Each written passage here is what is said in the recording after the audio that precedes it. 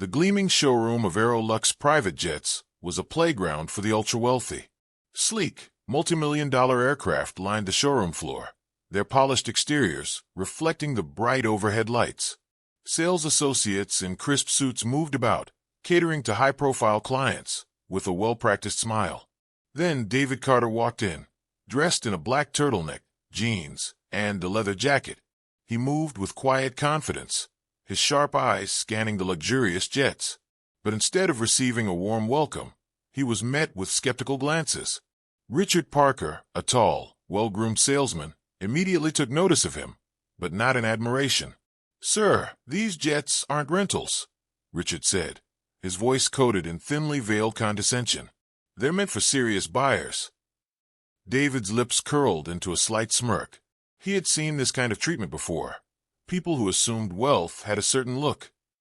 But today, he wasn't in the mood to let it slide. Richard crossed his arms, eyeing David's outfit with barely concealed disdain. "Just so you know, these models start at $75 million. Maybe I can direct you to something more reasonable." David chuckled, shaking his head. He had built Carter Aviation Group from the ground up. He was no stranger to luxury, nor the assumptions that came with his skin color. But even after decades of success, moments like these never failed to remind him that prejudice was alive and well. "I'm not looking for reasonable," David said, his voice even. "I'm looking for the best. Now, are you going to show me the specs, or should I find someone who will?" Richard scoffed, a smirk tugging at the corner of his lips. "Look, buddy, we don't just hand out brochures to window shoppers. These jets are for CEOs, world leaders, and billionaires." He gestured vaguely at David's attire. "Not, well, you get the idea." David took a slow breath, suppressing the frustration building inside him. He wasn't here to prove himself. But Richard had already made up his mind. David didn't belong. "So, what exactly makes you think I don't have the money?" David asked, amusement creeping into his tone. Richard let out a short laugh. "No offense, but guys like you don't just walk in and buy a jet.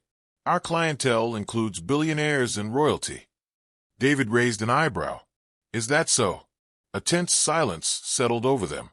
The room felt colder, as if the weight of Richard's assumptions had sucked the warmth from the air. Other sales associates slowed their movements, sensing that something was about to unfold.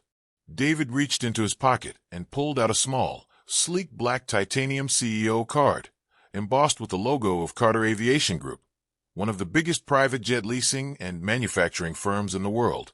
Richard's eyes darted to the card, his smug expression crumbling in real time. "David Carter," he stammered. Recognition hit like a slap.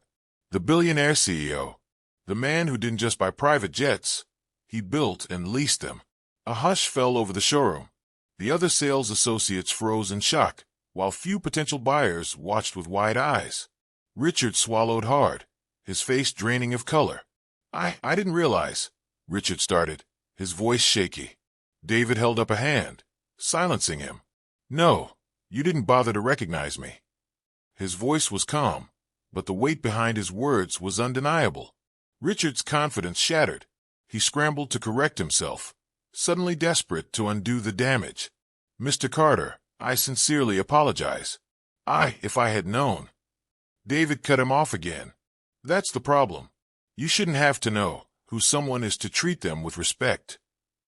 The regional manager, who had been watching from a distance, hurried over, his face plastered with a nervous smile. "Mr. Carter, we are deeply sorry for this misunderstanding." David turned to him. "Fire him." Richard's breath hitched. "Sir, please." David's voice was steady but firm. "You judged a customer based on their appearance instead of treating them with respect. That kind of attitude has no place in my dealership." Richard's protests died on his lips. Security had already arrived. The entire showroom stood in stunned silence as he was escorted out, humiliated and shaken. David exhaled, turning his attention back to the Gulfstream G800 he had admired earlier. "Now," he said, addressing the remaining salespeople, "can someone competent show me the specs?" One of the top sales associates rushed forward. "Right this way, Mr. Carter."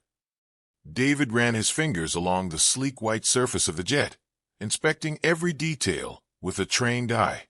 He didn't just want to buy this jet. He wanted to make sure that from now on, every customer, regardless of their race or attire, was treated with respect. The regional manager swallowed nervously.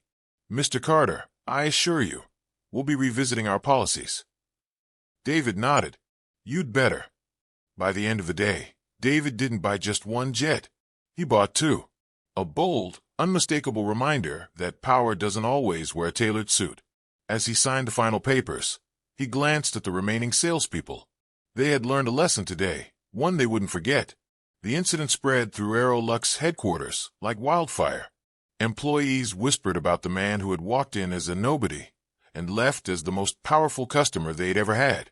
A few younger salespeople exchanged glances, realizing that how they treated people mattered. Respect shouldn't be reserved for those who look wealthy. The regional manager implemented new training for all employees. From that day on, every potential customer was treated with dignity, no exceptions. David didn't just buy jets that day. He changed a business. David stepped onto his new Gulfstream G800, sinking into the plush leather seat. As the engines hummed to life, he smirked. People will remember this one. This wasn't just about buying a jet. It was about proving a point. Never judge someone by their appearance. True wealth isn't just about money, it's about character. What do you think about David's story? Have you ever been judged unfairly? Share your thoughts below.